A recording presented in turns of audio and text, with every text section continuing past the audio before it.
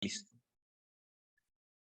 Listo. Uy. Entonces, no se sientan intimidados por la idea de que está grabando. Sigan compartiendo, eso es lo de menos. Aquí somos un grupo bien, yo creo que bien permisivo en cuanto a compartir y comentar cosas. Entonces, como le comentaba, mi nombre es Julio, en representación de Psicología 101, la institución formativa que está atrapando a Eduardo y le está pidiendo que por favor haga este tipo de interacciones y nos enseñe un poco de su conocimiento y su especialización en lo que son las terapias breve estratégica, creo que más que todo, ¿verdad? Porque al final de todo te has ido por los modelos breves estratégicos, y aunque varíes un poquito entre el de Nardone, el de resolución de problemas, el de centrado en soluciones, creo que la base teórica es Es la misma estratégico base breve. teórica. Sí, creo que te Ujú. has quedado ahí en estratégico breve, eso es lo tuyo. Creo que me voy a tomar el atrevimiento de hacer como una breve presentación de Eduardo, pero después te cedo a ti el micrófono y tú le das con todo, ¿verdad? Eh, Eduardo es egresado de la Universidad Católica Santo Domingo. Dentro del mismo alma mater se especializó en lo que es terapia familiar y de pareja. Posterior a eso se especializó en el MRI, en terapia de resolución de problemas, y creo que ahora mismo está cursando el técnico superior dentro del mismo modelo, que son una cantidad de horas prácticas exorbitantes, pero él ha asumido el reto. De forma paralela estás haciendo la especialización en el modelo de Nardone, que esos son 2 años ahí como con 400 horas prácticas, si mal no recuerdo, pero está bien, está bien, está bien, eso es lo tuyo. Creo que Eduardo ha estado de la mano con celebridades a nivel mundial, como que lo que es Karin Schaller, le estoy pronunciando bien el nombre, ¿cómo es? Karin Schlanger. Karin Schaller, que actualmente ahora sí, espero que no me mate viendo esto. Actualmente es la directora del MRI, para que nos haga el MRI de Palo Alto, una excelente maestra, propulsora de los modelos terapéuticos estratégicos de la actualidad. Creo que se ha tirado arriba verdaderamente el modelo estratégico que inventó los Jackson, Buzz Wallaby, ese primer grupo del MRI se lo ha tirado al hombre así de las investigaciones. Ella y el grupo que está con ella ahora. También como lo que es Vanessa Spallá, otras celebridades como este señor de Roma, mío, me voy a morir. Mauricio Mauricio Adolfo, Adolfi, sí. ¿verdad? Que estuviste compartiendo ahí con él. Te hizo esa excelente pregunta y aporte. Eh, y nada, Eduardo es uno de los facilitadores que yo creo que más ha colaborado con nosotros, no solamente en términos formativos, sino también en colaboración para educación a la comunidad sobre este mismo tema de la depresión. Creo que uno de sus fuertes, yo conociéndolo como amigo y compañero de labores, es esto mismo de los trastornos del estado de ánimo. Y su otro interés que es bien fuerte, que es los trastornos fóbicos, la que es un poquito típico en este mundo.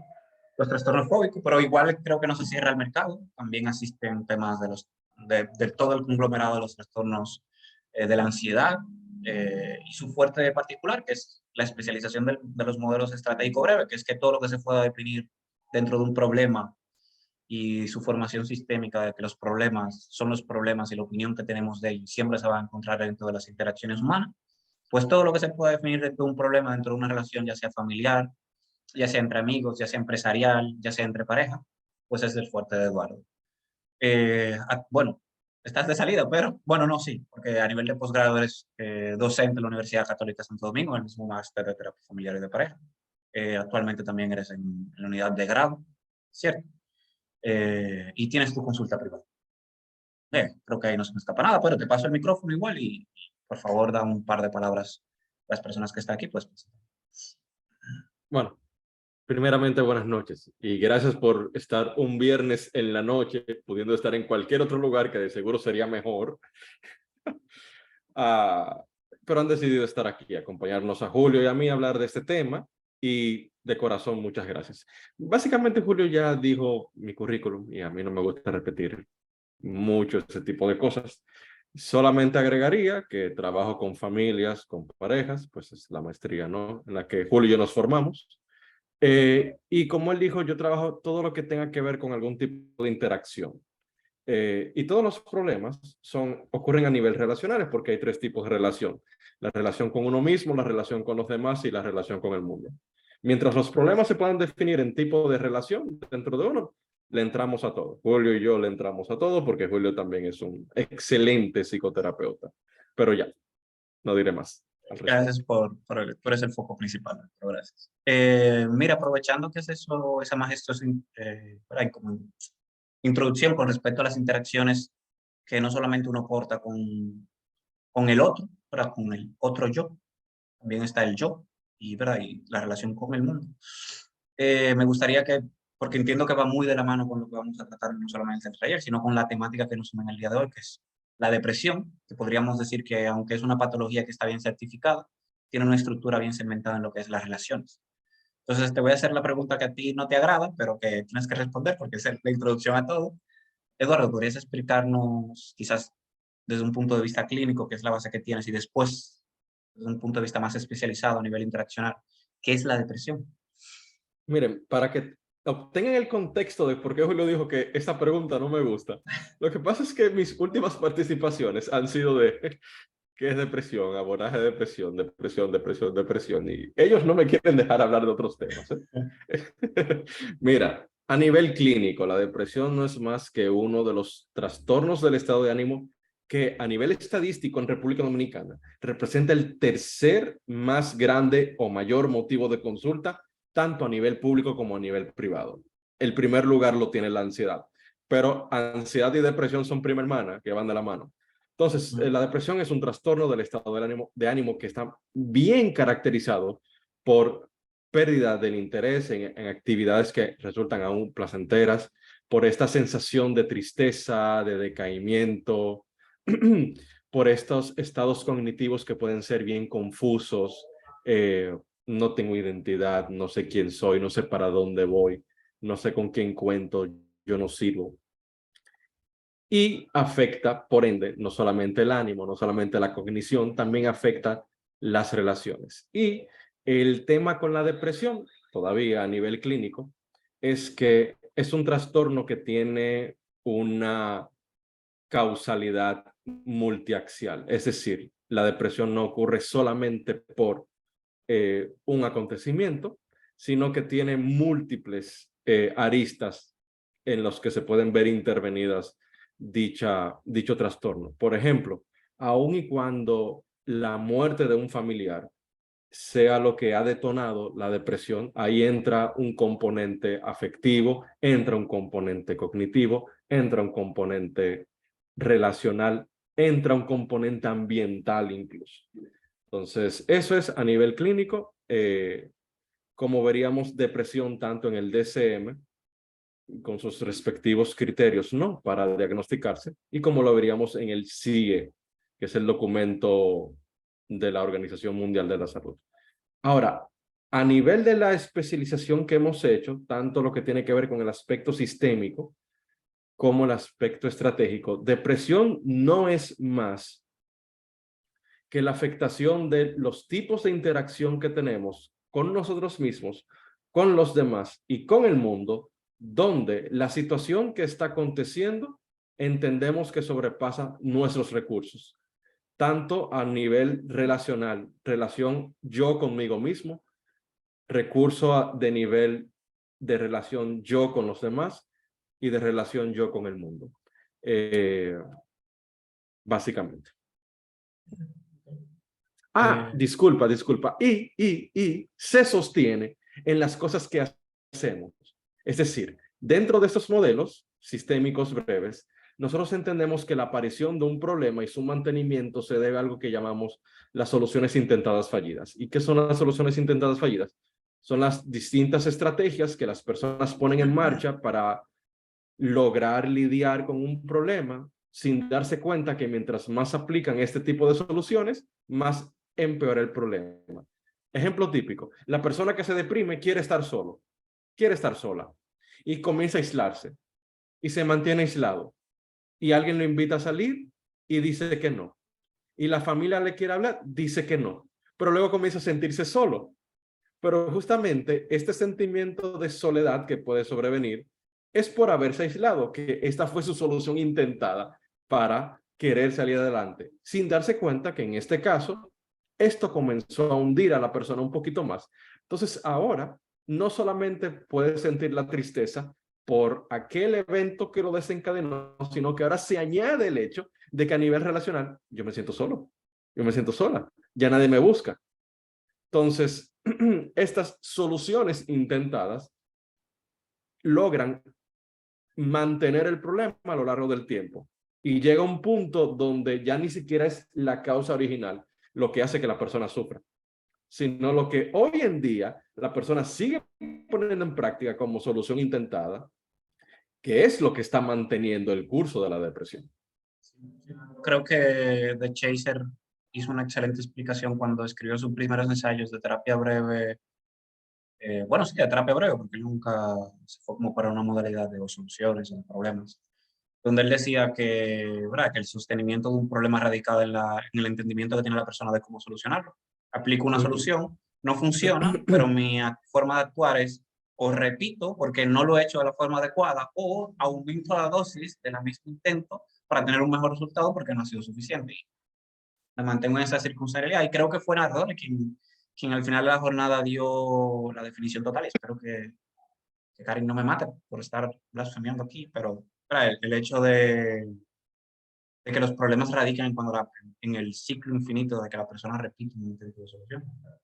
Los problemas se encuentran en la interacción entre yo hago y mi problema y el intento de solución fallido que intento y repito y repito y repito. Sí, Karin te va a matar, porque eso viene de Paul Watzlawick, Don Jackson, William Fry, John Wickland, Jay Haley. Sí, te va a matar. Pero Lo creo que pasa es que, que Nardone lo popularizó, eso sí. exacto, por eso que Eso digo sí. que creo que él fue el que puso el punto sobre la I cuando él lo escribió en el libro. Problem Solve, el azul sí, muy bueno.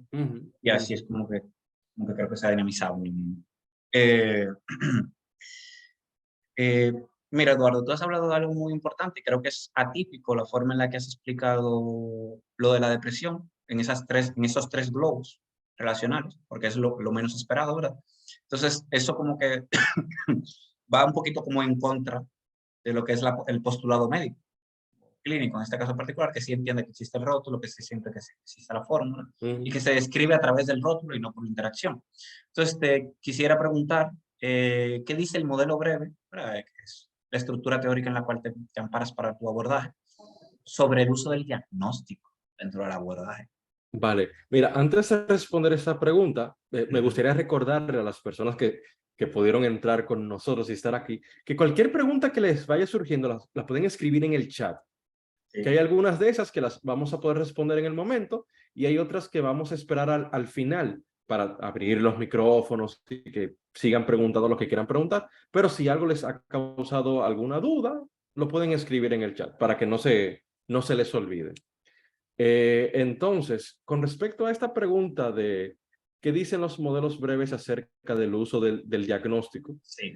bueno, miren, entender en primera instancia que el uso de diagnóstico es algo que pertenece a la psiquiatría y que nosotros, los psicólogos, nos hemos amparado porque nos gusta trabajar el tema de salud mental de forma interdisciplinaria.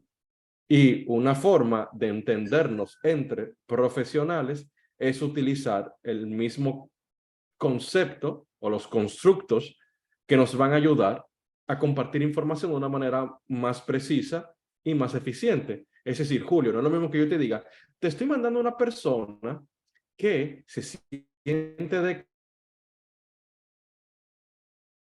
decaída, ha perdido interés en esto, mucho, está durmiendo por presión mayor. Ya, yo acabo de resumir todos estos síntomas en un solo concepto. Ok, ¿qué sucede con el uso de las etiquetas dentro de las terapias psicológicas? Que un mal uso de las etiquetas puede llevar a las personas a adoptar este diagnóstico como parte de su identidad. Ay, no me hable así que tú sabes que yo soy depresivo. No, tú no me puedes mencionar eso porque se me dispara la ansiedad y yo soy ansioso. Acuérdate que yo estoy diagnosticado con ansiedad. Entonces, hay personas que comienzan a adoptar la etiqueta como parte de la personalidad.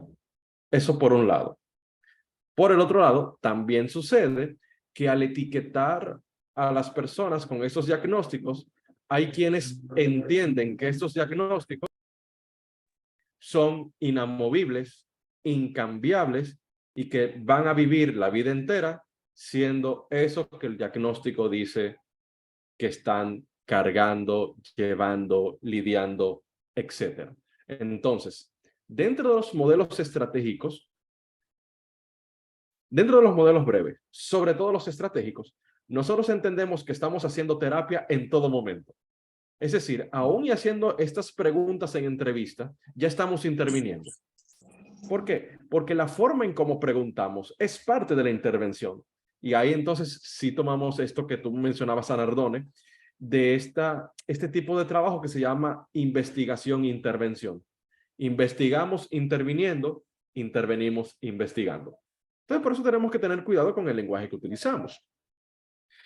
Estos modelos sistémicos entienden que el lenguaje es ese vehículo a través del cual podemos no solamente investigar, sino intervenir. Y en este sentido, tratamos de evitar el uso de las etiquetas, porque a la hora de promover un cambio a nivel cognitivo y a nivel de sensación y a nivel de percepción, no nos funciona. ¿Qué sí nos funciona? Poder hablar de la depresión, que es el tema central, ¿no?, de todo esto, pero hacerlo desde un aspecto operativo y no desde un aspecto descriptivo. ¿Cuál es la diferencia? Bueno, la diferencia radica en que cuando tú agarras el DCM, 3, 4, 5, no importa la revisión, tú lees lo que la psiquiatría habla de qué es la depresión. Es un trastorno del estado de ánimo que se caracteriza por este criterio, este criterio, este criterio, este criterio, este criterio, ¿no? O estos síntomas. Perfecto. Pero nosotros sabemos que las personas son diferentes y que cada quien experimenta la depresión de una forma diferente y que les afecta, por ende, de una forma diferente.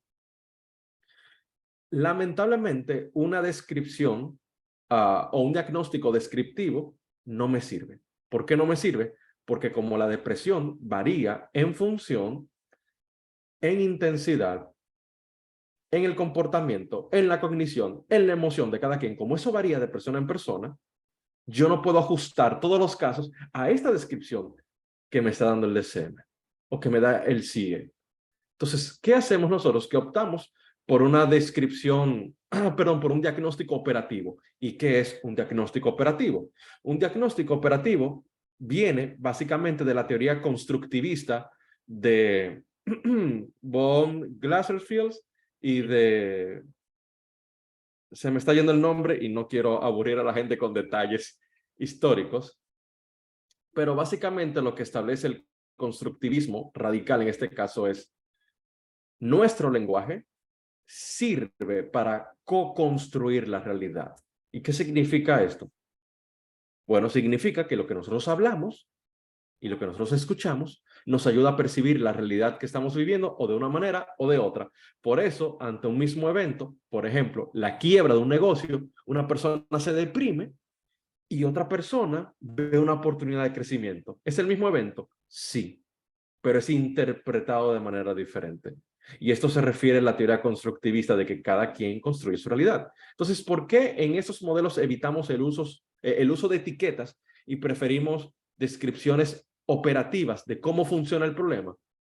Porque si sabemos describir el funcionamiento del problema, vamos a poderlo intervenir. Y si logramos hacer esto, vamos a utilizar un lenguaje que ayude a la persona a entender que efectivamente este problema se puede interrumpir y que se puede avanzar, que se puede seguir adelante. ¿Reconocemos que existen trastornos? Sí. ¿Reconocemos que a nivel de psiquiatría tienen un nombre? Sí. Pero por estrategia preferimos evitar el uso de la etiqueta y operacionalizamos el problema. Así que en vez de yo decirle a un paciente mío, entonces tú eres depresivo, donde ya estoy estableciéndolo esto como un rasgo de personalidad, tú eres depresivo. No. Entonces tú te sientes decaído y ya no encuentras interés en practicar deportes. Y últimamente estás durmiendo más horas de las que usualmente tú dormías. ¿Te he seguido bien? Eso es lo que tú me has dicho. Fíjate, Julio, que con esto yo estoy hablando de ambas formas de depresión. La diferencia es que en la primera, en la forma en cómo me estoy dirigiendo, lo estoy hablando como si fuera algo distintivo de la persona, como si estuviera en la persona. En la otra forma en cómo lo estoy mencionando, lo estoy haciendo a través de conductas medibles, observables y concretizadas. Porque básicamente esos son los problemas. Los problemas no son algo abstracto que están ahí. No, son cosas que nos suceden y que actuamos sobre ellas o con ellas. Entonces, en este sentido, para terminar de responder la pregunta, en este tipo de modelos nosotros reconocemos que existen trastornos que están bien identificados, que hay criterios que nos pueden ayudar a diagnosticarlos, sí, pero la forma en cómo trabajamos con los clientes es utilizando un lenguaje que operacionaliza el trastorno y evita el uso de la etiqueta. ¿Por qué? Porque al final queremos crear un lenguaje del cambio, donde la Sí, persona entienda, no es que tú eres autista, tú tienes autismo. exacto. ¿Verdad? Tú no eres depresivo, tú tienes un episodio de depresión. Suena igual, pero no lo es. Pero no causa el mismo impacto en los temas de la interacción en diálogo, ¿verdad? Con la persona en sentido general, no necesariamente con un paciente. Por eso es que hay que es lo mismo que el simbolismo en otros modelos terapéuticos como el psicoanálisis. No es lo mismo que te señalen con el dedo, que te hagan este gesto, causa un impacto bastante distinto porque esta seña está muy estigmatizada con respecto a lo que el mundo ha profilado mientras hace la seña. Entonces, el cerebro tiene una predisposición inconsciente con respecto al tema, pero si tú haces así, ¿verdad? Irónicamente causa un menor impacto y eso está demostrado científicamente. Pero creo que mucho también de lo que ha sucedido tiene que ver con los cimientos del modelo teórico de Don Jackson, creo que en palabras de Karen, el único título que más o menos él se atrevió a utilizar, porque el tipo era reunente, utilizar rótulos hasta más no poder, era lo del analista del lenguaje, analista del lenguaje, que sus principales bases teóricas fue literalmente analizar el lenguaje y sus bases patológicas que él mismo describe. Bueno, Joel hace dos comentarios que a mí me parecen muy oportunos, que aunque él utilizó la palabra describir, creo que la intencionalidad del medio, la intencionalidad de la palabra describir era específicamente hablar de la operatividad, ¿verdad? No es esto, es esto y esto. O sea, eso que tú me estás poniendo una palabra, lo que el trasfondo es esto y esto, que puede llegar a prescribir y no describir. ¿Sabes? Tú tienes esto y ya. Y el describir es más amplio. Y hace otro comentario que es el uso de cierto tipo de etiqueta que pone una distancia entre el especialista en ese caso y la persona. Entonces, alguien me comenta que Milvia, que no tiene audio. Sí, No, Milvia eso es un intenta. problema de su dispositivo. Sí, Sí. porque, bueno, Joel está escribiendo, imagino que le está respondiendo. ¿Alguien presenta esa dificultad Nos de que no están pueda escuchar? escuchando. Sí, creo que todos tienen ahí, Se Sí, escucha. te está escuchando. Perfecto. mandamos todos. Entonces, nada, solamente hacer ese comentario con respecto a algo que también pudo incidir en que los modelos estratégicos hoy en día tengan esta forma. Partiendo de esto que has comentado sobre el uso del diagnóstico, creo que has respondido a la siguiente pregunta, que en qué se enfoca la terapia breve estratégica para el abordaje. Pero como yo sé que lo que has dicho es algo bastante mínimo con respecto al abordaje, a mí me gustaría que por favor pudiera ser un poquito más descriptivo con respecto partiendo de esta premisa que tienen los modelos estratégicos con respecto a, primero, como que serpentear y evadir un poquito el tema del uso de los rótulos, en todo el sentido de la palabra, no solamente el diagnóstico. Como que si nos pudieras describir un poquito más a detalle cómo es el abordaje con respecto a estos mismos casos, como la depresión. Que la depresión es como la sombrilla de un montón más de otros rótulos, anedonia, la misma distimia, o sea, pensamientos pesimistas, negativistas, catastrofismo, ¿verdad? Pensamientos intrusivos, recurrentes, rumiantes, un montón de rótulos ahí. Creo que complejizan incluso el lenguaje en los procesos con los pacientes. Pero sí, me gustaría que hablaras un poquito más en profundidad con respecto a ese tema. Vale. Que por cierto, acabo de recordar el nombre que se me había ido ahorita. Dale, dale. El creador del constructivismo, Heinz von Foster. Ya, en fin, tú sabes, a veces se me dispara el toque y no puedo soltar algo hasta que no resuelvo eso. Mira, con esta pregunta entonces, si nosotros prescindimos del uso de la etiqueta, ¿en qué nos enfocamos en las terapias breves para poder abordar la depresión? Mira, nos enfocamos en los tipos de relaciones y qué estamos haciendo con estos tipos de relaciones. Recordando, existen 3 tipos de relaciones. La relación de uno consigo mismo, la relación de uno con los demás y la relación de uno con el mundo.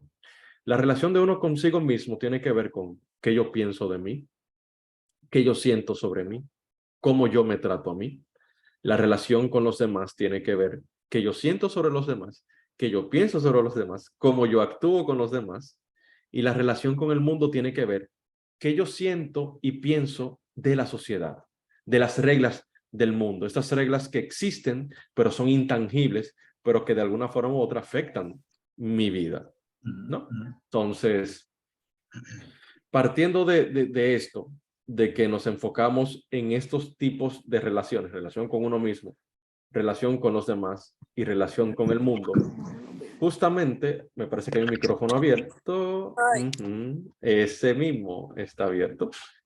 Entonces, ¿en qué nos enfocamos nosotros? Nosotros trabajamos la depresión desde este aspecto relacional y qué estamos haciendo en esas relaciones. Porque justamente lo que estemos o no haciendo con respecto a las relaciones en la depresión es lo que puede o mejorar nuestro problema o lo puede bien empeorar. Entonces, algo muy particular de estos modelos es que nosotros nos centramos primeramente no en cambiar la cognición. Hay modelos que, sin hablar mal, ¿no? Pero, por ejemplo, estos modelos cognitivos conductuales que tienen una muy buena eficacia en el tratamiento de muchas formas de patologías, entienden o abordan estos temas desde la cognición, desde el razonamiento. Vamos a cambiar esos pensamientos disfuncionales por pensamientos más funcionales. Vamos a cambiar estas ideas irracionales por ideas racionales. Lo cual sabemos que funciona, pero hay un problema.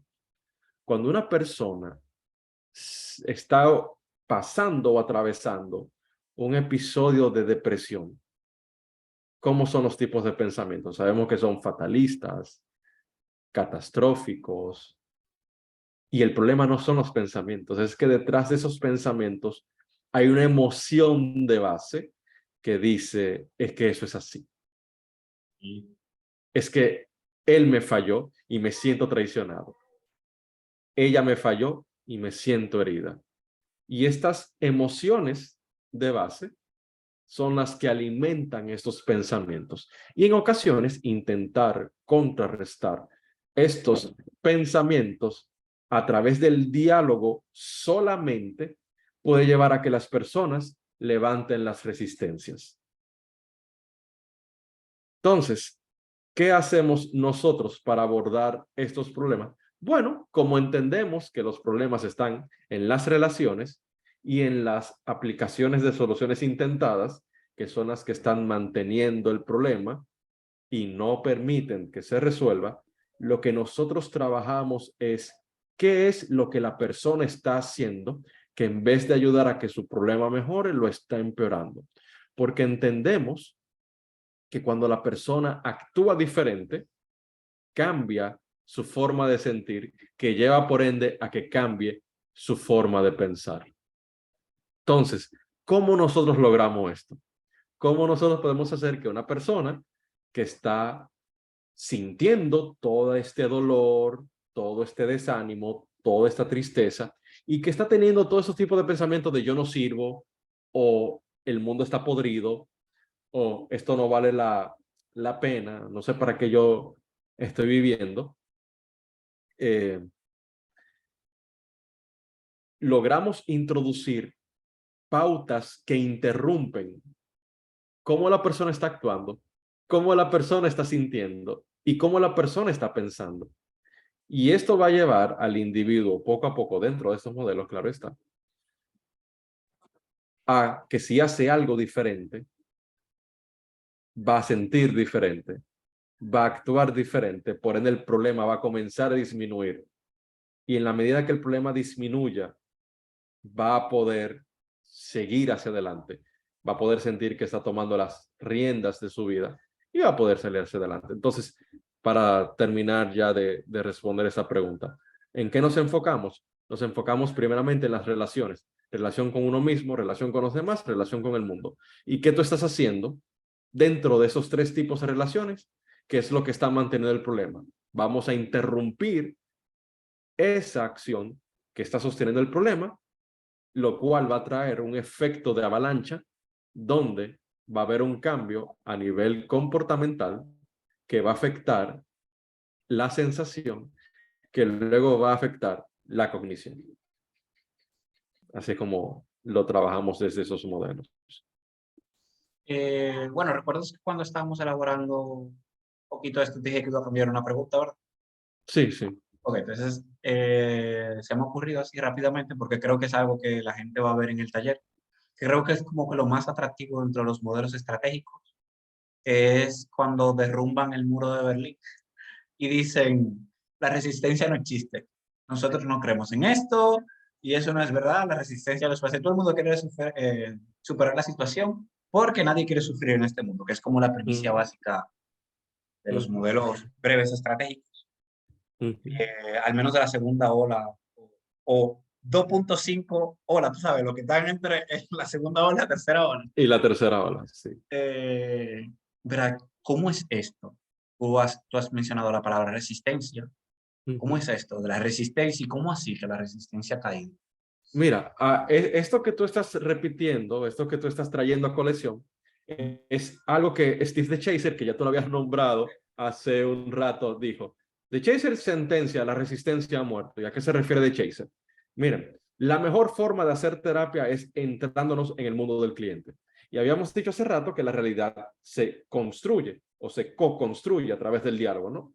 Cuando tú logras entrar al mundo del cliente o del paciente o del consultante, como tu modelo le diga, y lo haces a través de su lenguaje, de comprar su postura, de aprender qué piensa la persona sobre el problema y cómo habla la persona sobre el problema, al tú utilizar este lenguaje, tú vas a poder entrar al mundo de la persona. Y como tú estás en el mundo de la persona y vas a estar entrando por la puerta que la persona te está abriendo, es muy poco probable que tú te encuentres con resistencias. ¿Por qué razón? Porque justamente la persona se siente sintonizada con el terapeuta cuando habla su mismo lenguaje y dos, cuando está entrando por la dirección que el cliente quiere que se trabaje. Y te voy a poner un ejemplo. Yo recuerdo que yo estuve atendiendo a una paciente y en la primera sesión, esto es primera sesión, y estamos indagando sobre cuál es el problema y qué la trae a consulta.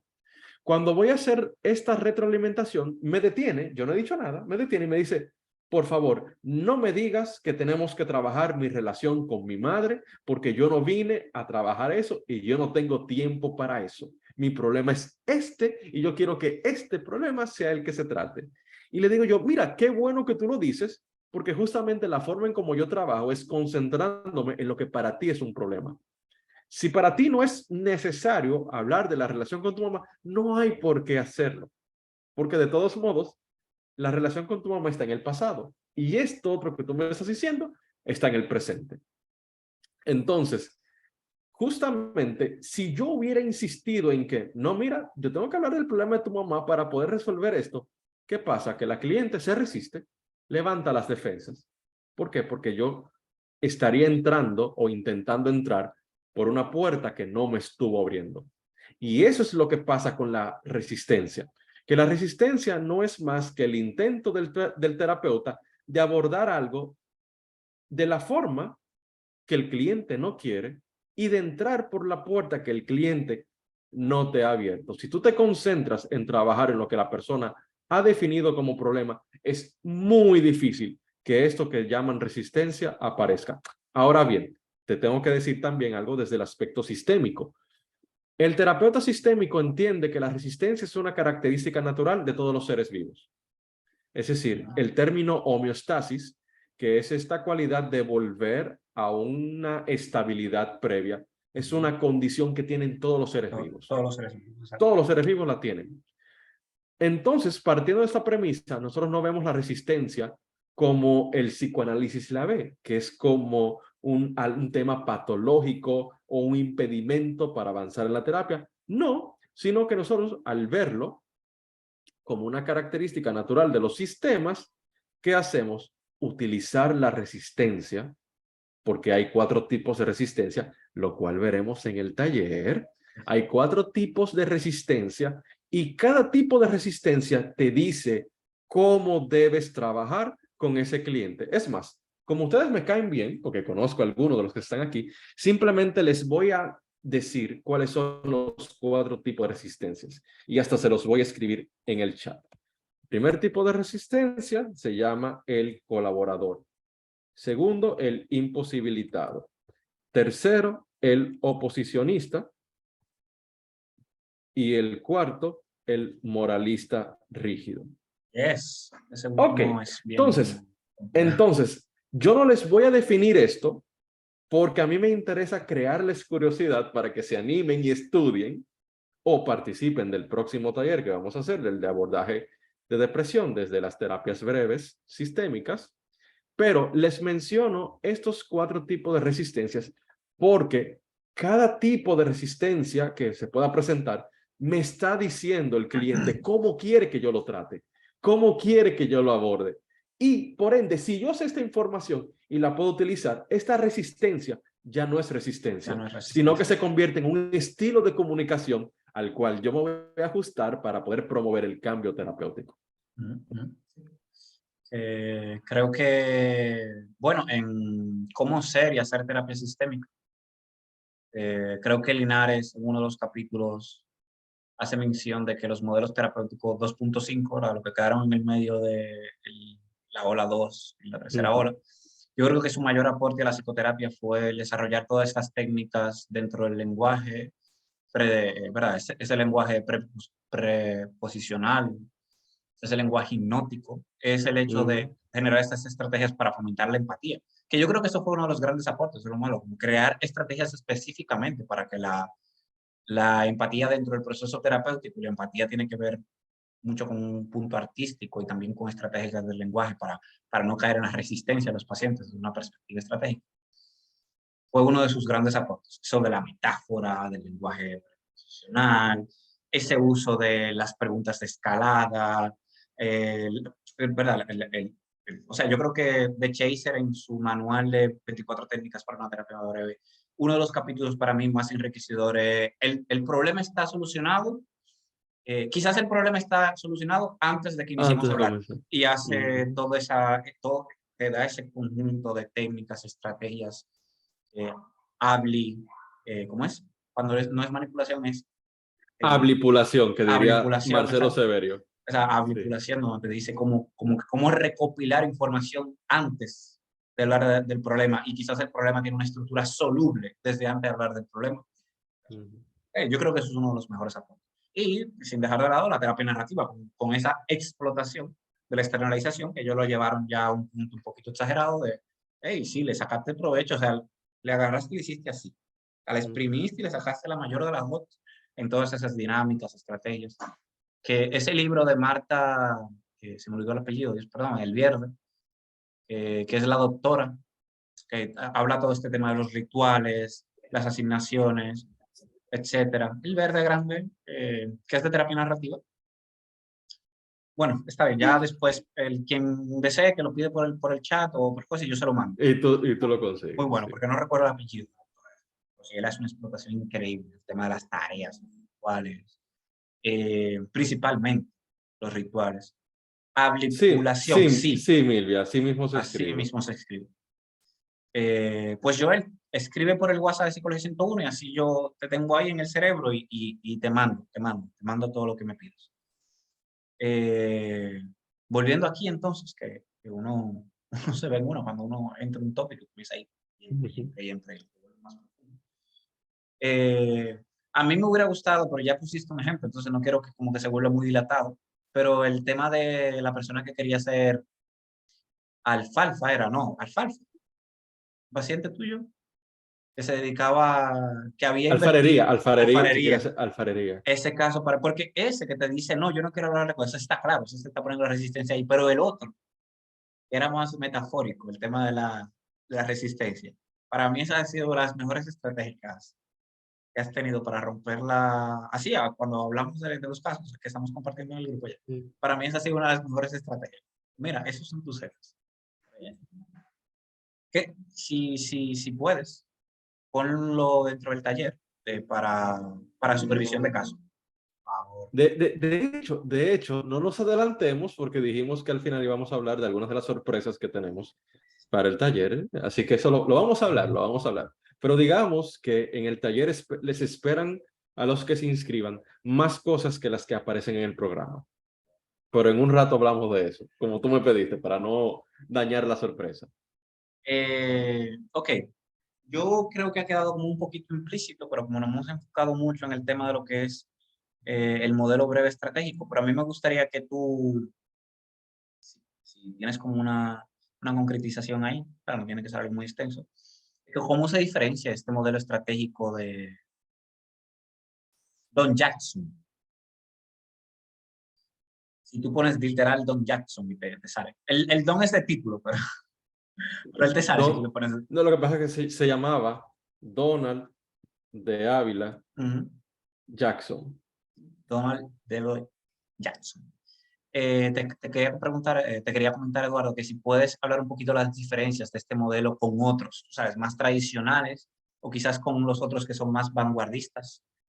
Sí, ¿vale? Miren, Diferencias.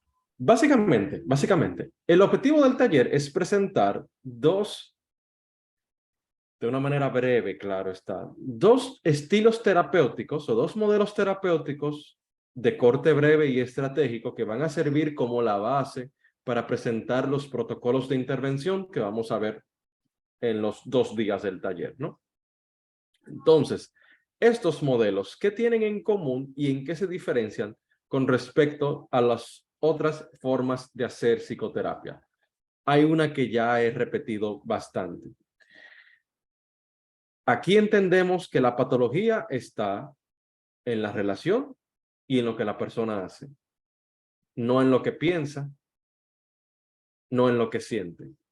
¿Por qué? Porque como la realidad se construye, no necesariamente yo tener un sentimiento de amargura ahora es patológico, porque si vengo del funeral de mi abuela, por ejemplo, claro que voy a sentir amargura y dolor y todo esto, porque en ese momento es una respuesta al evento que estoy viviendo.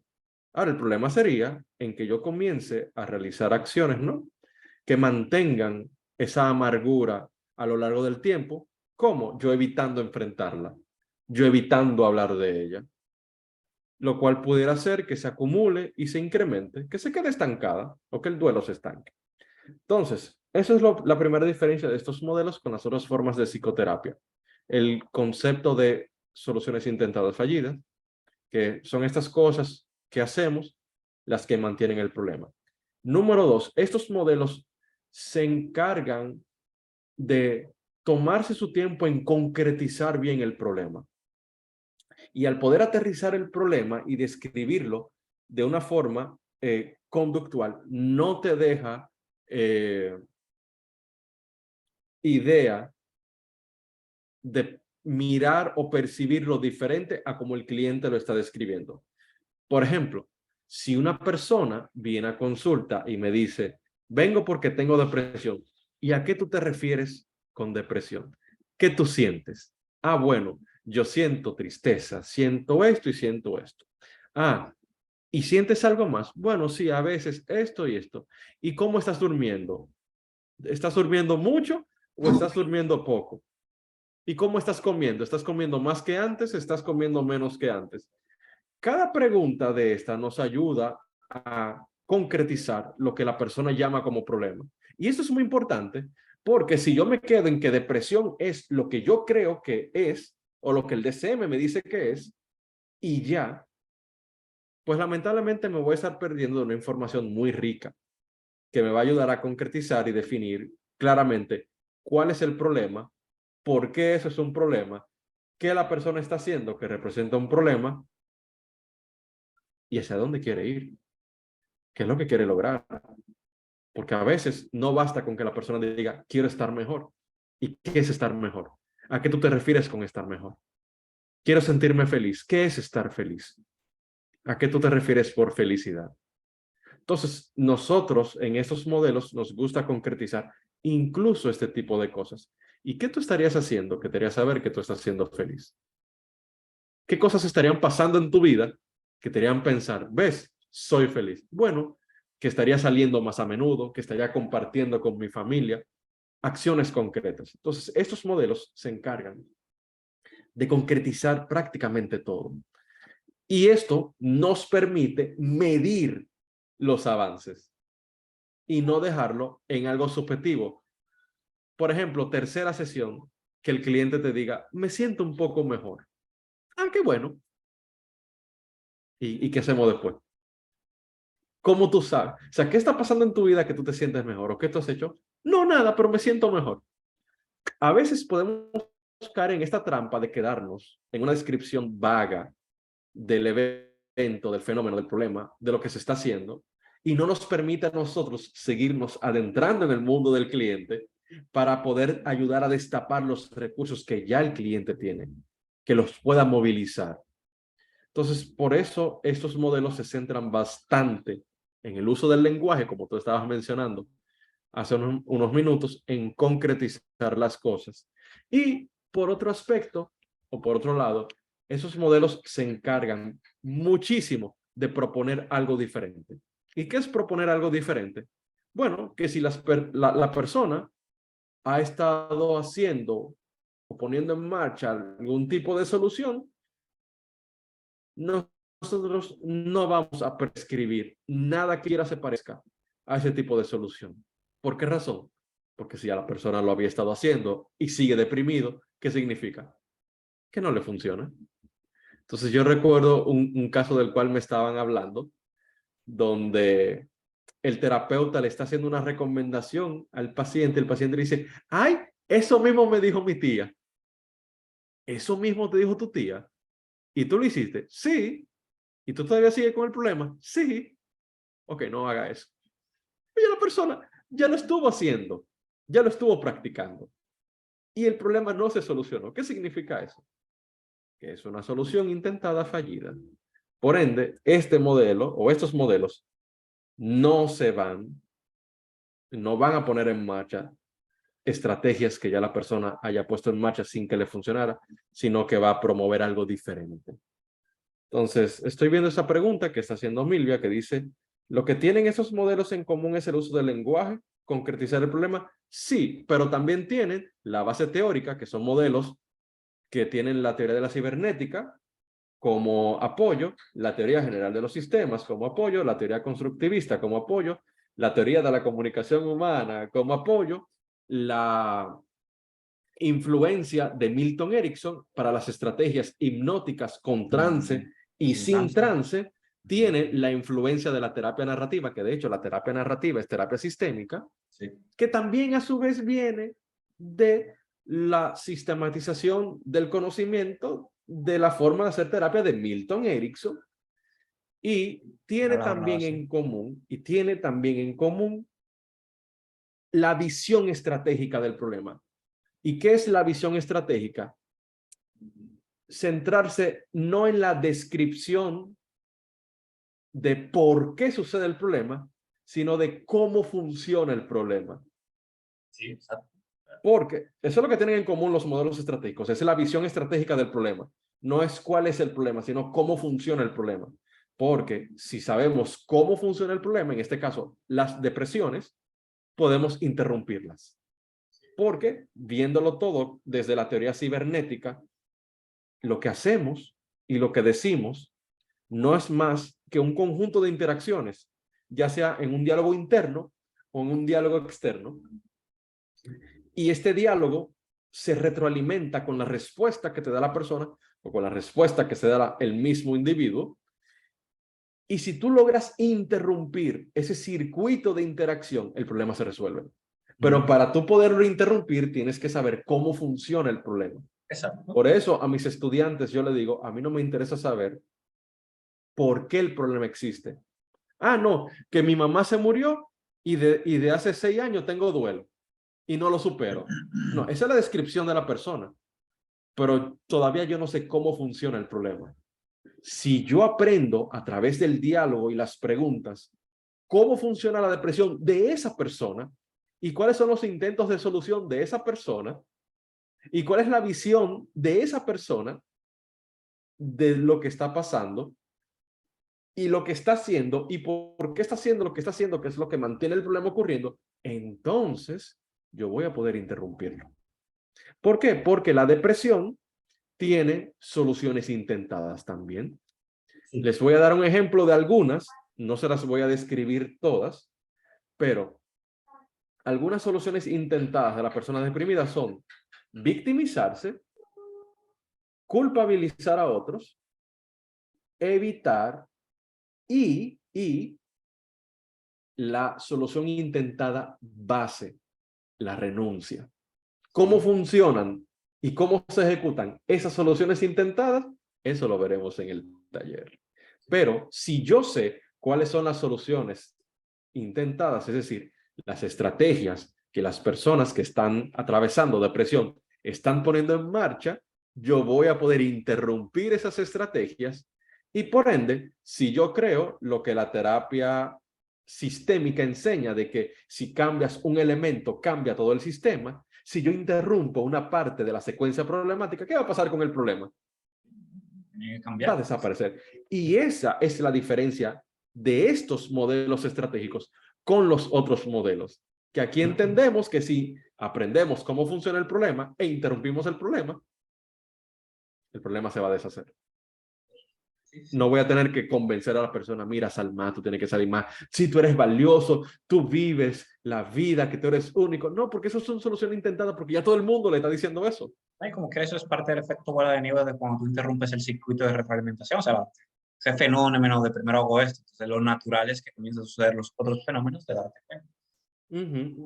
Mira, yo le estoy diciendo que se siente atacado. Sí, Aquí el te iba a decir propósito, eso. aquí el propósito es compartir una perspectiva diferente. Todos los modelos psicoterapéuticos funcionan, todito funcionan. La diferencia está en que hay modelos que funcionan más rápidos que otros. Sí. Eficacia, eficiencia, da igual efectividad.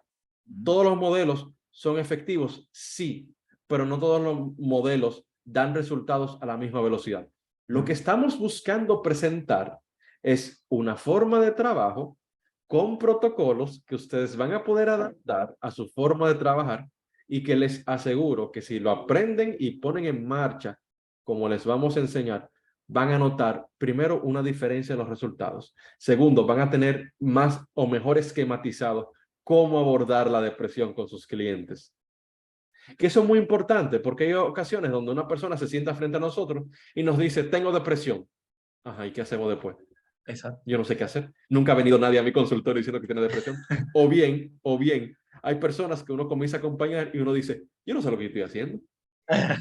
Son cosas que pasan a veces. Por ejemplo, lo que estábamos hablando al principio de esta conversación antes de comenzar a grabar, o creo que ya estábamos grabando donde, mira, yo salí de la universidad, pero yo no sé hacer terapia. A Sí, mí, o sea, lo tengo estaba mucha compartiendo. información teórica. ¿Y cómo yo llevo esa teoría a la práctica?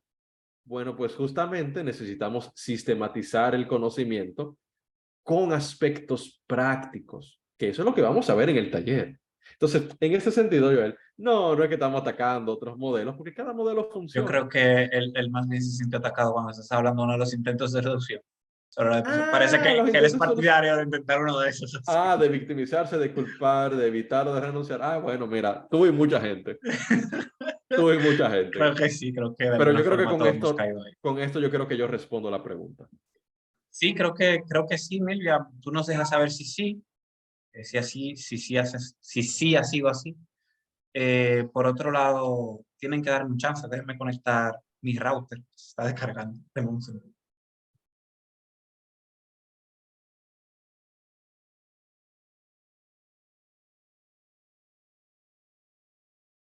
Por cierto, en lo que Julio está conectando el router para que cargue, si alguien quiere hacer un comentario, una pregunta, pueden abrir los micrófonos, ¿eh?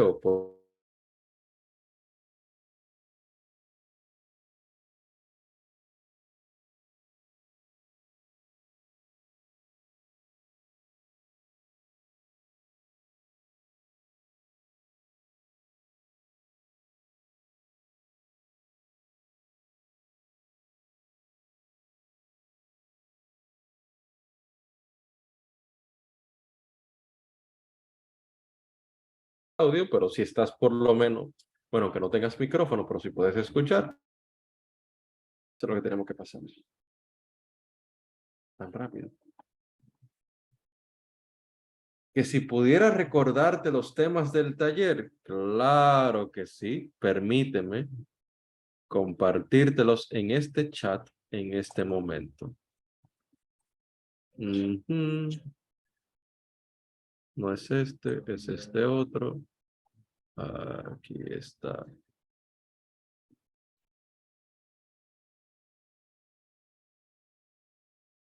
Entonces lo voy a pegar aquí.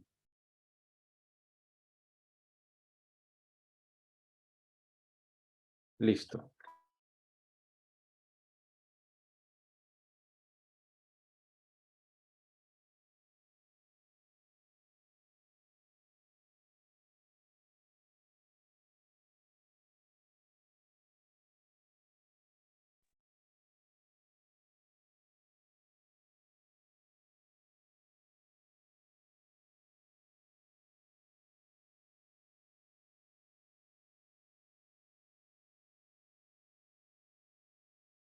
Porque eso escapa a tu experticio.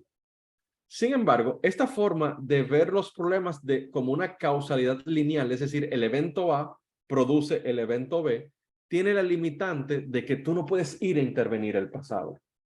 Pero que tú sí puedes intervenir. Tú puedes intervenir lo que la persona está haciendo hoy en día que mantiene el problema ocurriendo.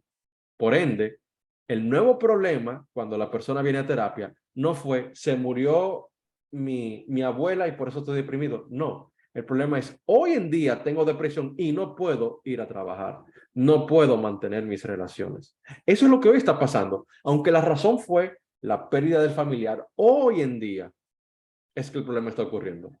Entonces, hoy en día es donde tenemos que interrumpir la secuencia problemática, como diría Mark Bellevac en 24 ideas para una psicoterapia breve.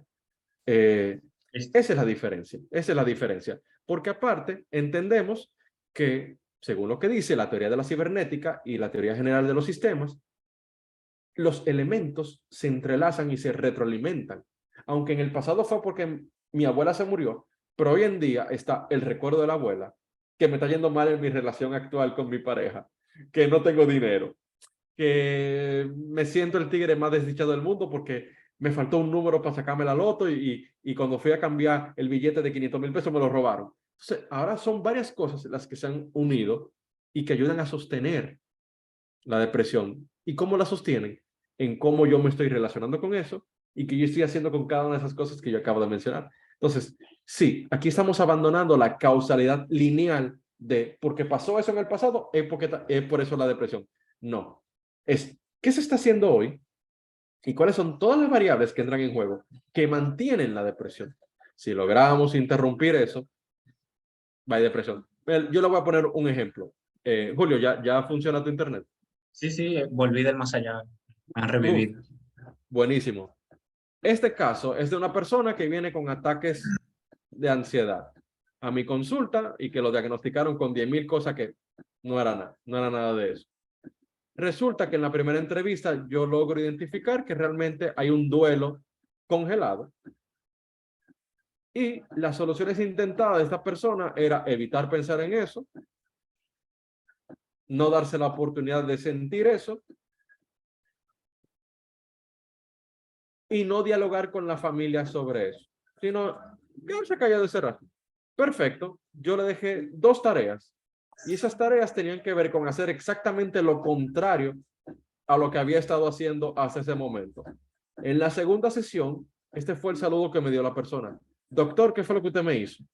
Y yo, ¿por qué tomas esa pregunta? No, porque estoy durmiendo mejor, no siento la ansiedad, estoy hablando normal con la familia, me estoy llevando mejor con los niños. ¿Qué fue lo que usted me hizo? Y no te hice nada. Vamos a recordar qué fue la tarea que yo te puse. ¿Y cómo te fue con eso? ¿Y qué tú hiciste? Y resulta que al poner en práctica la tarea, estaba interrumpiendo la secuencia del problema. Es decir, estaba actuando diferente a como solía actuar y eso actuó diferente, lo llevó a sentir diferente, lo cual lo llevó a pensar diferente. Por eso los modelos terapéuticos estratégicos y breves son chulos, porque hay veces que la persona no sabe ni siquiera por qué está experimentando el cambio hasta que tú se lo explicas y le cobra sentido, y ahí es donde tú afianzas la parte cognitiva. Pero después de que ya lo vivió, ya lo sintió y ya lo experimentó, y ahí tú entonces explicas el proceso y explicas qué fue lo que hizo, y por eso el cambio logra sostenerse. Y es una de las contras que tienen los detractores de la terapia breve, que dicen, esos cambios son tan rápidos que no se sostienen en el tiempo. Sí, sí se sostienen en el tiempo, si tú haces el proceso debido. Pero Julio, ya tú volviste y ya terminé de responder esto que Viviana estaba. Si se inscriben, yo les pasaría las notas del primer día, de Listo. forma que puedan Volví tomar. otra vez. Sí, eso me di cuenta. De forma, Carla, que puedan tomar el segundo día, donde en el segundo día es que vemos los protocolos de intervención. Le Entonces, estás respondiendo a Carla lo de la graduación. Sí, sí, sí. Sí, exactamente. Carla, Entonces, puedes hacerlo. Todo lo otro es muy... aunque te pierdas el primer día, yo me voy a encargar de pasarle a los que no puedan estar en el primer día la, la documentación de la información que tienen que manejar para que el segundo día, que es el día de los protocolos, estén completamente aterrizados y sepan de qué va el asunto. El segundo día es el día 17, el primer día es el día 10, el segundo día es el el día día 17. Así Eh, que, Joel, si te apetece, que veo que me dices que tiene temas de presentación de tesis, si tú te animas, puedes hacerlo como lo va a hacer el resto, que va a tomar las presentaciones, slides, y entonces si es un número grande de personas que va a tener inconvenientes, vemos qué hacemos, vemos qué hacemos. pero de Eh, todos modos, esto está planificado para volverse a hacer, así que... Cualquier cosa. ah, Bueno, yo iba a hacer un comentario sobre se me ha olvidado el nombre, perdóname. Lo de Milvia, que ha dicho, entonces lo que tiene este modelo en común es el uso del lenguaje y la concretización del problema. Y es simplemente aportar creo que sí, creo que lo que más, aportando lo que digo Eduardo, simplemente sumando, creo que este modelo vete un poquito lo de preguntar por qué. Y creo que eso se puede ver con claridad en diálogo estratégico, el rosadito, donde hay un montón de técnicas que lo que buscan es fomentar el diálogo operativo. Y lo que hace es que vete el por qué, porque en ese libro lo que hace es que te dice un montón de estrategias de, mira, cuando a ti te ocurre preguntar un por qué o te den ganas de preguntar por qué, haz esto, como que entre líneas, eso es lo que te quiero dejar. Pero sí, creo que eso es uno de los principales paradigmas dentro de los modelos breves, que vetan el porqué del discurso y se enfocan mucho en el cómo y las distintas estrategias dentro del diálogo para evitar el uso del porqué. Veo ahí que mandaste parte del programa. Gracias, me has adelantado eso. sí, porque Joel lo pidió. Todas las personas que se inscribieron en este Zoom, sí, bien introductorio, bien de fomentar el conocimiento. No, el autor de diálogo estratégico es Giorgio Nardone. Jordi Adorno, sí. Hay que tener cuidado ligando esos dos nombres. Que ha puesto Jay Haley. No, sí, no es Jay Haley. Pero no es por nada malo, Milvia, lo de que hay que tener cuidado. Simplemente temas de intereses entre los autores, sus pequeños adeptos que Ajá. siguen los modelos. No se llevan bien. No, lo que Pero pasa, Milvia, lo que pasa es que hay distintos modelos estratégicos. Está la terapia estratégica de Jay Haley, está la terapia breve familiar estratégica de Jay Haley y Chloe Madanes, está entonces la terapia breve estratégica de Nardone y Paul Václavic, está la terapia estratégica de Palo Alto, que es la resolución del problema, está la terapia estratégica del grupo de Milán. Entonces, sí, exacto. son autores diferentes. O sea, ¿todos son terapeutas estratégicos? Sí. ¿Tienen bases teóricas comunes? Sí. Cambian dos o tres cositas y por ende los autores y los libros relacionados son diferentes. Entre eso y que no se llevan bien entre ellos. Siendo muy Sí. honesto, en verdad, en los Que libros tú vas a notar como hay pequeñas críticas que no rozan, que van más allá de lo profesional, pero ya, o sea, pequeñas, era más un chiste que otra cosa. pequeñas tiraderas. Sí, Nunca como lo hacen en el MRI, directamente en Instagram publican críticas a los otros modelos, nunca como ellos, pero sí. Bueno, Eduardo, no sé, muchas gracias por todo. No sé si le has hablado a los chicos un poquito en el tiempo de que morí, por ejemplo, si le hablas Sí, un poquito sobre el taller. no, Eh, yo aproveché para responder algunas preguntas, pero si tú quieres podemos hablar de eso para luego dar espacio por si alguien quiere abrir el micrófono y hacer alguna pregunta. sí, por favor, o sea, sí eso, y que hables un poquito al menos de una de las sorpresas que se va a ver a la gente. Ok, El programa completo para estudiantes, porque hay una versión del programa que es más profundo, que ya es para los que son integrantes del taller. Todos ustedes lo tienen que tener en su correo. El que no lo tenga, por favor, grite yo o escriba por el correo o por el WhatsApp para facilitar el programa. Sí, que ahí van a poder ver el conjunto de temas, los objetivos, cómo van a ser divididas las clases. Entonces, nada, Eduardo, por favor, háblanos un poquito del taller y cuéntanos un par de las sorpresas. Ok, tú sabes que Psicología 101 tiene sorpresas por su lado y tú tienes unas que por el quieres dar mío. también. Entonces, cuenta una de las tuyas y yo cuento una de las que tiene Psicología 101. Vale, vale, está bien. Mira, ¿qué vamos a ver en el taller? Básicamente, vamos a ver bases teóricas de esos dos modelos de terapia breve, que son terapia breve de resolución de problemas y terapia breve estratégica. ¿Por qué lo vamos a ver? Porque los protocolos de intervención van a tener sentido solamente cuando tú explicas el modelo desde dónde viene.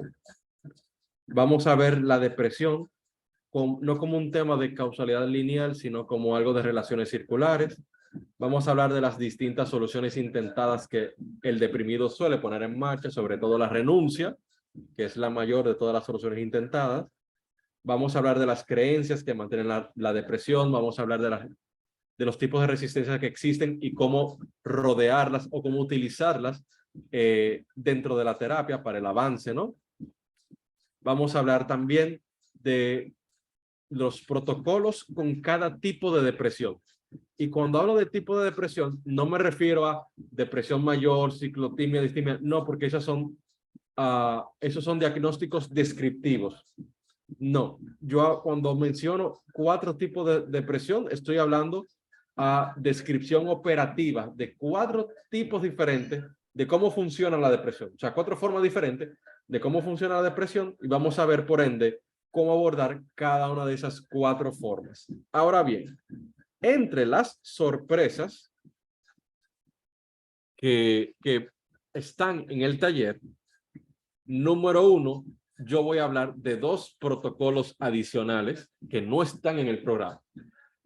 Uno de esos protocolos es uno un poquito más general. Es decir, si ustedes tienen un cliente delante de ustedes y no logran como que identificar qué tipo de depresión tiene la persona, no se preocupen porque van a haber 2 protocolos que son más generales que les van a dar las guías de cómo abordar y acompañar el caso. Y la segunda sorpresa es que vamos a indicar que vamos a poder hacer en vivo análisis y discusión de casos con casos que las personas que se inscriban están viendo en sus consultas. Es decir, vamos a hacer una supervisión de casos breve, pero la vamos a hacer. No es que vamos a hacer 10, no, quizás 2 o 3, pero que van a servir de forma explicativa de cómo pondríamos esos protocolos en marcha. Listo. Nada.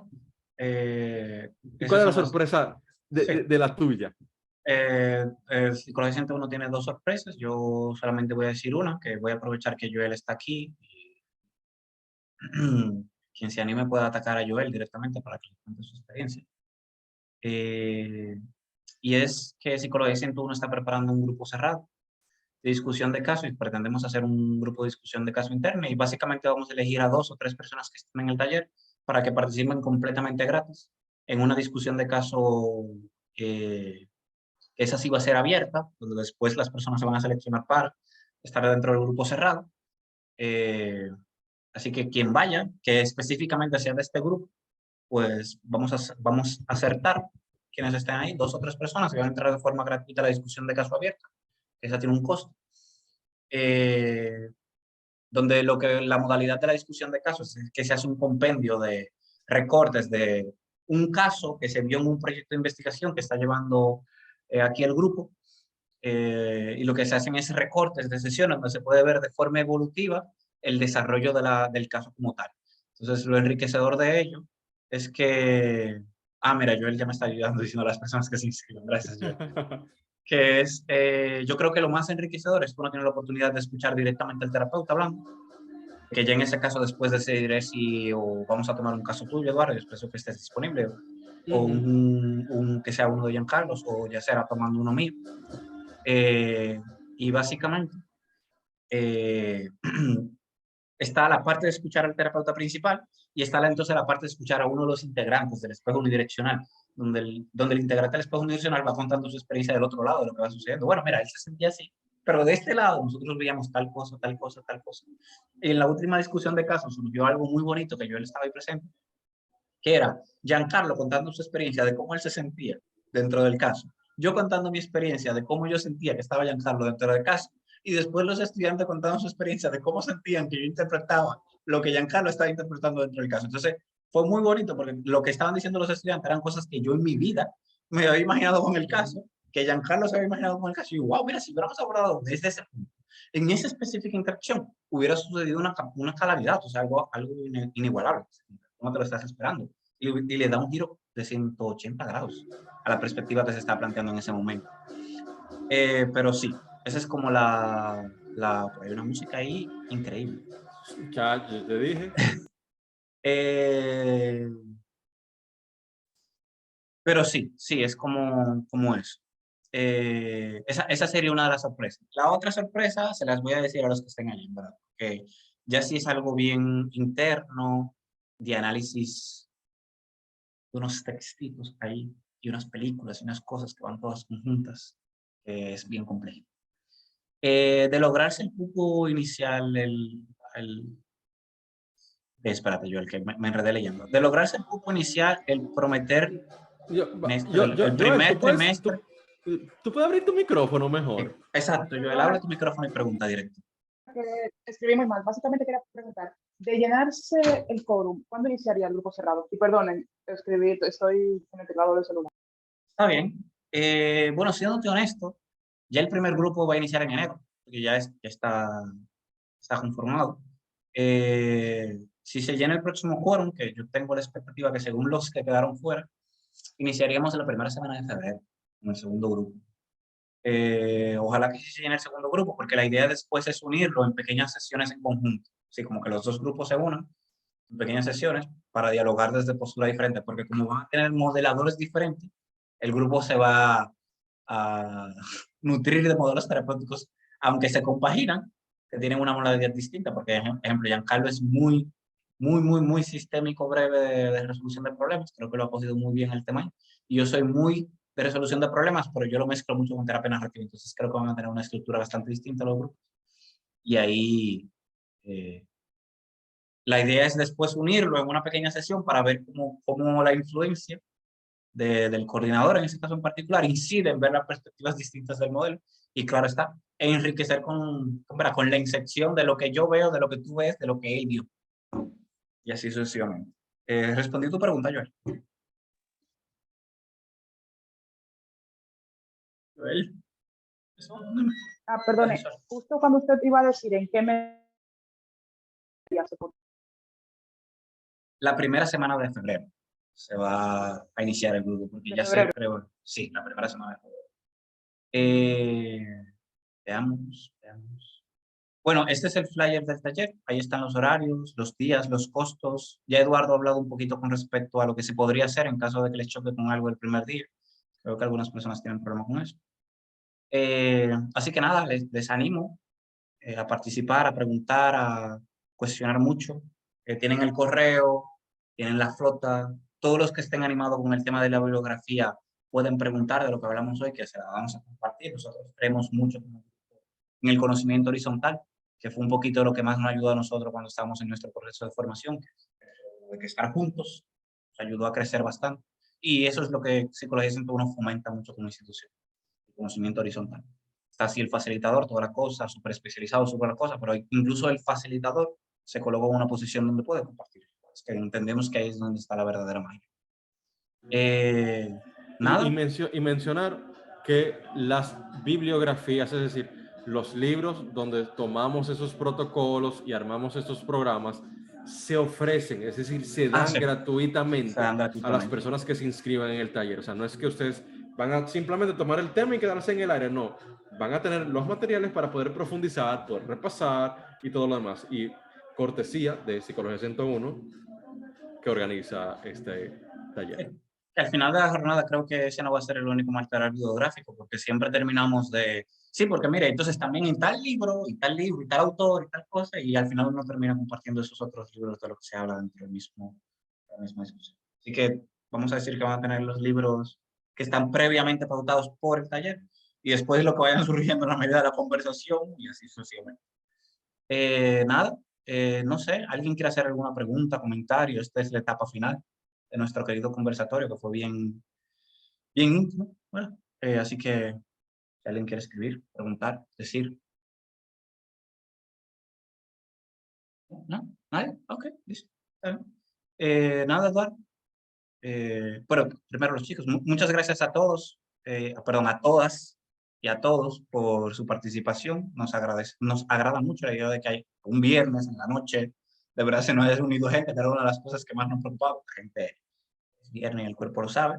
Venir a hablar de psicoterapia, de depresión, esta hora de la noche está medio pesado, pero sí se nos une gente bien chévere. Nada, Eduardo, te cedo el último espacio para que te despides del grupo y esperen este video que va a estar en línea y pueden compartirlo si deseen. Lo haré rápido porque tengo un musicón al lado y están encendidos porque viene y yo también lo saben. Miren, de corazón, muchas gracias por acompañarnos, como Julio dijo. La idea de esto es compartir el conocimiento. Al fin y al cabo, mientras más conocimiento y preparación tengamos, mejor vamos a poder ayudar a otras personas. Y mientras mejor ayudemos a otras personas y de manera más eficaz, más personas nos van a referir a nosotros. Así que nos conviene seguir estudiando, seguir preparándonos, seguir formándonos. De corazón, gracias por acompañarnos. Cualquier pregunta adicional con la que se quedaran, le pueden escribir a Julio, me pueden escribir a mí. Estoy en las redes sociales, eduardo.gavilán, tanto en Instagram como en Facebook. Me pueden agregar, me pueden seguir, me pueden mandar todas las preguntas que tengan. Yo suelo responder, quizá no en el mismo día, pero yo respondo. Así que, de corazón, gracias. Sí, sí pueden escribir a Psicología 101. No le doy mi user porque mi cuenta es bien privada, así como que nomás amigos cercanos, pero pueden escribir a través de Psicología 101, que siempre yo estoy en el chat, puedo responder todas sus preguntas. Puede que me tarde, puede que me tarde. Y si no respondo yo, quizás responda Giancarlo, que es excelentísimo psicoterapeuta. He trabajado con él por años, como trabajo con Eduardo, y creo que es uno de los pilares principales, no solamente de este bello proyecto, sino también del proyecto de investigación que les comenté. Y a través de la flota de Psicología 101, que muy posiblemente, aunque va a ser la secretaria quien va a tomar la pregunta, quizás ella la mande a uno de los grupos de discusiones de casos y uno de los especialistas que está dentro de los grupos de discusiones de casos toma la tarea y responde. Y van a recibir una respuesta acertada. Porque yo puedo dar fe y testimonio que los integrantes de los grupos de discusiones de casos, a los que formamos parte y creamos, son muy buenos, muy buenos. Nada, tengan feliz resto de la noche y espero que disfruten el viernes porque su cuerpo sí lo sabe. Chao, chao.